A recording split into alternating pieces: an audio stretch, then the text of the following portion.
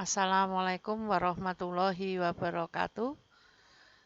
Anak-anak, ketemu lagi dengan Bu Tuti dengan materi pembelajaran PPKN di kelas 8 semester 1. Marilah anak-anak, sebelum kita mulai belajar, kita berdoa dulu supaya pembelajaran jarak jauh pada pagi hari ini bisa berjalan dengan lancar. Mari anak-anak di rumah juga berdoa dulu. Berdoa dipersilahkan.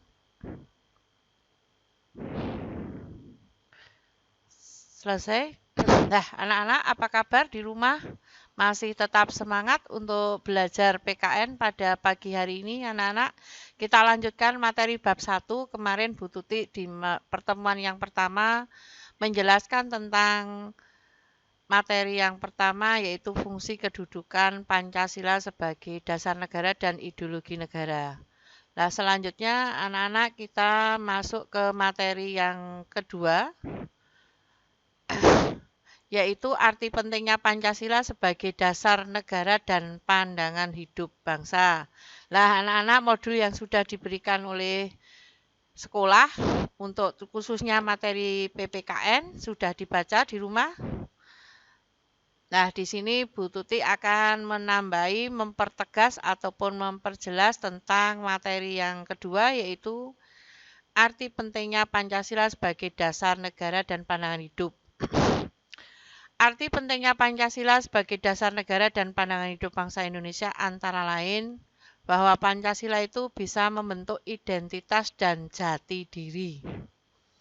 Nah, tentunya di antara arti penting yang pertama ini, anak-anak akan mengingat fungsi kedudukan Pancasila sebagai apa coba? Bahwa Pancasila bisa membentuk identitas dan jati diri negara.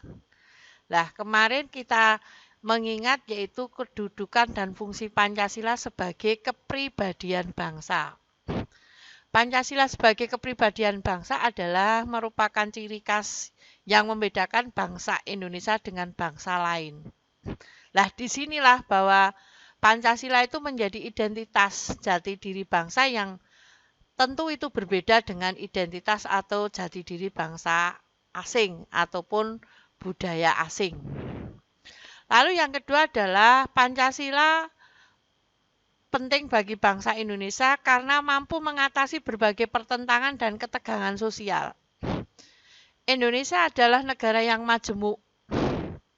Nah, dengan Pancasila ini diharapkan anak-anak bisa menjadi alat pemersatu bangsa yang majemuk ini menjadi satu kesatuan dengan berbagai perbedaan yang ada. Lalu yang ketiga adalah memberikan arah tujuan dan menjadi pendorong dalam upaya mencapai tujuan bangsa. Kita mengingat kembali yaitu fungsi dan kedudukan Pancasila sebagai pandangan hidup. Sebagai pandangan hidup, Pancasila itu menjadikan arah sekaligus juga menjadi tujuan yang ingin dicapai oleh bangsa Indonesia. Pancasila dijadikan arah artinya adalah menjadi pedoman berperilaku, sehingga tujuan negara Indonesia tentunya yang tercantum di dalam pembukaan Undang-Undang Dasar 45 alinea 4 itu akan bisa tercapai. Lalu yang selanjutnya adalah di sini tujuan negara Indonesia termuat dalam pembukaan alinea 4. Tolong anak-anak ini harus dihafal. Diingat terus, jangan sampai lupa. Setiap hari Senin kalian mendengarkan bahwa tujuan negara Indonesia tercantum dalam pembukaan Undang-Undang Dasar 45 itu di alinea keempat berbunyi melindungi segenap bangsa dan seluruh tumpah darah Indonesia, memajukan kesejahteraan umum, mencerdaskan kehidupan bangsa dan ikut melaksanakan ketertiban dunia yang berdasarkan kemerdekaan, perdamaian abadi dan keadilan sosial.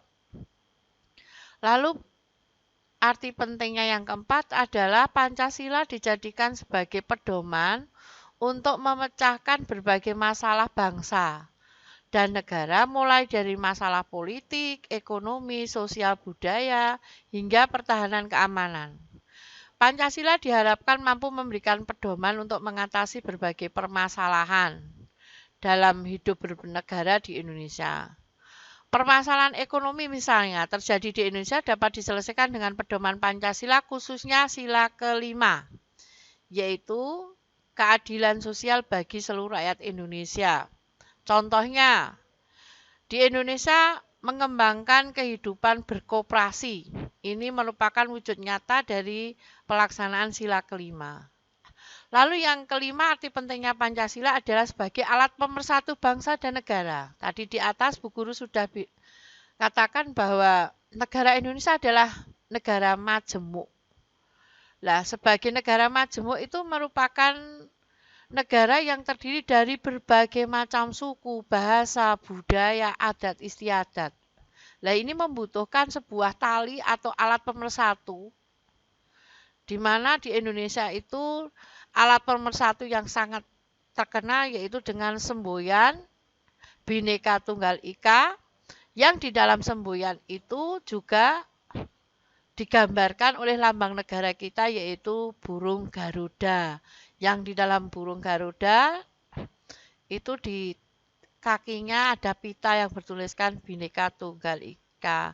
Apa artinya anak-anak Bhinneka Tunggal Ika? Yaitu berbeda-beda tetapi tetap satu jua.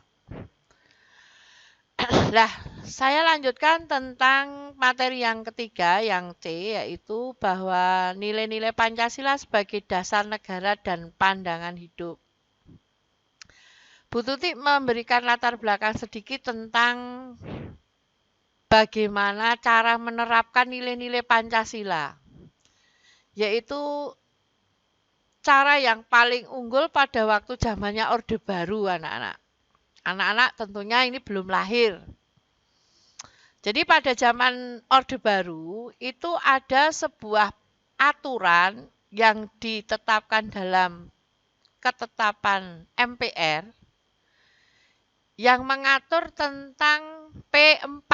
Apa itu P4, anak-anak? Pedoman Penghayatan dan Pengamalan Pancasila, yang dinamakan Eka Prasetya Pancakarsa, itu kalau dalam bahasa Sanskerta. Nah, P4 ini menjadi panduan, menjadi pedoman bagaimana warga negara Indonesia bisa mengamalkan nilai-nilai Pancasila. Bertolak dari istilah Eka Prasetya Pancakarsa dari bahasa Sanskerta, Eka artinya satu atau tunggal. Prasetya itu janji atau tekad, Pancalima karsa kehendak. Berarti Pancasila itu diibaratkan sebagai satu tekad untuk melaksanakan 5 kehendak. Jadi P4 adalah merupakan tekad tunggal untuk melaksanakan 5 kehendak, yaitu dalam kelima sila dalam Pancasila. Itu dulu zamannya Orde Baru, jadi sudah ada pedoman yang jelas bagaimana mengamalkan nilai-nilai Pancasila, mulai dari sila pertama, sila kedua, sila ketiga, 4, dan sampai sila kelima. Bahkan pada waktu itu untuk menanamkan nilai-nilai yang tercantum dalam P4 ini dengan dikemas menjadi sebuah permainan, misalnya ada permainan simulasi dengan ular tangga, ada dengan lomba cerdas cermat khusus mengamalkan nilai-nilai Pancasila dan sebagainya, anak-anak. Lalu yang sekarang kita lihat satu persatu. Dalam Pancasila itu mengandung nilai-nilai luhur apa saja. Di dalam P4 itu yang terakhir, bahwa Pancasila itu mengandung 45 butir nilai yang terbagi dalam 5 sila. Contohnya sila pertama itu ada A sampai G, berarti ada 7 butir nilai yang harus kita pedomi dalam perilaku kita dalam kehidupan sehari-hari. Nilai pertama dalam sila pertama, yang di sini anak-anak lihat, sila pertama itu adalah dilambangkan dengan gambar bintang. Ketuhanan yang Maha Esa. Anak-anak untuk mengingat nilai-nilai luhur yang terkandung di dalam Pancasila itu dengan mudah untuk sila pertama itu adalah bahwa pedoman bagaimana kita bersikap, bertingkah laku dalam kehidupan beragama, baik hubungan kita dengan Tuhan maupun hubungan kita dengan sesama manusia. Contoh butir pertama, bangsa Indonesia menyatakan kepercayaannya dan ketakwaannya terhadap Tuhan Yang Maha Esa. Nah, ini menunjukkan bahwa Indonesia itu adalah negara atau bangsa yang mempercayai bahwa Tuhan itu ada. Kalau anak-anak ingat belajar sejarah, sebenarnya kepercayaan terhadap Tuhan Yang Maha Esa itu sudah ada sejak zaman nenek moyang kita dulu. Tapi karena pada waktu itu bangsa Indonesia masih primitif, masih belum mengenal pendidikan, sehingga untuk mewujudkan kepercayaannya itu pada waktu itu dengan adanya dua aliran kepercayaan. Apa anak-anak masih ingat nggak? Yaitu aliran animisme dan dinamisme. Itu contohnya bahwa membuktikan bangsa Indonesia itu adalah bangsa yang benar-benar percaya bahwa Tuhan itu ada. Lalu yang B, manusia Indonesia percaya dan takwa terhadap Tuhan Yang Maha Esa sesuai dengan agama kepercayaan masing-masing. Menurut dasar kemanusiaan yang adil dan beradab. Lalu yang C, mengembangkan sikap saling menghormati, bekerja sama antar pemeluk agama dengan pemeluk kepercayaan yang berbeda.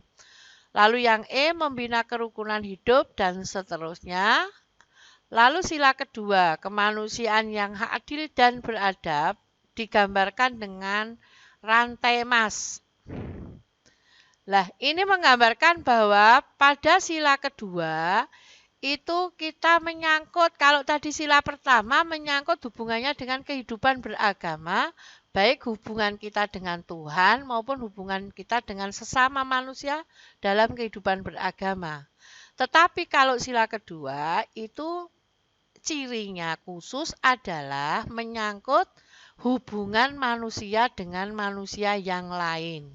Bagaimana kita memperlakukan manusia itu juga layaknya seperti manusia.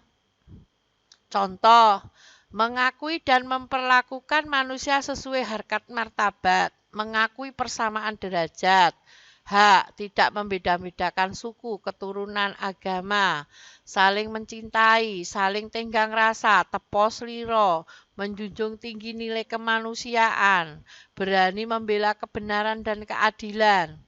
Ini adalah nilai-nilai yang terkandung di dalam sila kedua.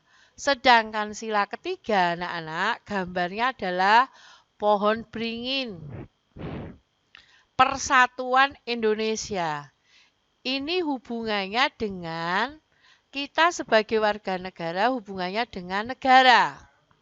Sekali lagi, ingat ya. Kalau sila pertama, hubungan manusia dengan Tuhan, hubungan manusia dengan manusia yang lain dalam kehidupan beragama. Sila kedua adalah hubungan manusia dengan sesama manusia. Bagaimana kita memperlakukan manusia sesuai harkat, martabat, derajat, saling menghargai, tepos liro, dan sebagainya. Sila ketiga, diingat anak-anak, sila ketiga adalah nilai-nilai yang terkandung di sini adalah menyangkut hubungan kita dengan negara. Persatuan dan kesatuan bangsa, rela berkorban, cinta tanah air, bangga sebagai warga negara Indonesia, dan sebagainya. Jadi, semua kewajiban hak kita sebagai warga negara itu diatur hubungannya dengan sila ketiga. Sila keempat adalah gambarnya kepala banteng, yaitu kerakyatan yang dipimpin oleh hikmat kebijaksanaan dalam permusyawaratan dan perwakilan. Nah, ini mengatur tentang berbagai hal yang ada hubungannya dengan kehidupan berdemokrasi. Hak-hak kewajiban warga negara dalam kehidupan demokrasi, kebebasan mengeluarkan pendapat, tidak memaksakan kehendak, musyawarah mufakat, kebebasan berorganisasi, berpolitik. Ini masuk ke sila keempat. Lalu yang kelima adalah keadilan sosial bagi seluruh rakyat Indonesia. Ini digambarkan yaitu dengan padi dan kapas. Nah, padi dan kapas. Keadilan sosial bagi seluruh rakyat Indonesia. Yaitu di sini mengembangkan perbuatan luhur, mencerminkan sikap suasana kekeluargaan, kegotong royongan, bersikap adil, adanya keseimbangan hak dan kewajiban, jangan menjadi orang menuntut haknya saja, kewajibannya lupa, menghormati hak orang lain, tidak menggunakan hak milik orang lain, tidak menggunakan hak milik orang lain untuk pemborosan, dan sebagainya. Hidup sederhana, menghargai karya orang lain, bekerja keras. Ini merupakan nilai-nilai luhur yang ada di dalam Pancasila. Nah, kalau anak-anak melihat gambar di atas, inputnya adalah bintang. Bintang tadi adalah lambang sila pertama, ketuhanan yang Maha Esa. Adanya kepercayaan terhadap Tuhan yang Maha Esa itu akan menumbuhkan sikap iman dan takwa terhadap Tuhan yang Maha Esa. Iman dan takwa ini menjadi landasan kita untuk mengamalkan nilai-nilai yang terkandung dalam nilai. Tadi sila keberapa gambar rantai anak-anak? Sila kedua, sila ketiga gambar pohon beringin, sila keempat. Lalu nanti dari proses 3 sila ini akan menghasilkan output yang ingin dicapai dalam sila ke-5, yaitu keadilan sosial bagi seluruh rakyat Indonesia. Ya, ini anak-anak materi Bu Tuti hari ini yaitu bab 1 bagian A dan B, yaitu tadi nilai-nilai Pancasila, dan yang B tadi adalah arti pentingnya Pancasila sebagai dasar negara. Nah, untuk itu anak-anak pada akhir pertemuan hari ini, Bu Tuti mengingatkan bahwa kalian sudah dibagikan tugas, dibagikan modul, yang di dalam modul itu anak-anak sudah, yang di dalam modul ini anak-anak ada materi, pendalaman materi, dan ada soal. Di dalam modul PKN ada latihan soal A, B, C, dan D. Yang A itu adalah soal-soal pilihan ganda, yang B adalah soal IC, lalu yang C dan D ini adalah tugas yang diambil Bu Tuti dari buku paket kalian. Tolong kerjakan di kertas folio, dan bisa dikumpulkan ke sekolah oleh orang tua dengan memasukkan di loker-loker yang sudah disediakan oleh sekolah mulai hari Senin tanggal 3 Agustus dan paling lambat Jumat tanggal 7 Agustus 2020. Demikian anak-anak materi yang Bu Tuti sampaikan pada pertemuan materi PJJ yang kedua pada hari ini. Sekali lagi selamat belajar. Harus tetap semangat anak-anak untuk belajar di rumah. Semoga Anda sukses dan bertemu kembali dengan materi berikutnya. Terima kasih anak-anak.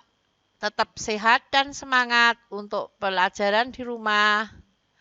Akhir salam. Wassalamualaikum warahmatullahi wabarakatuh.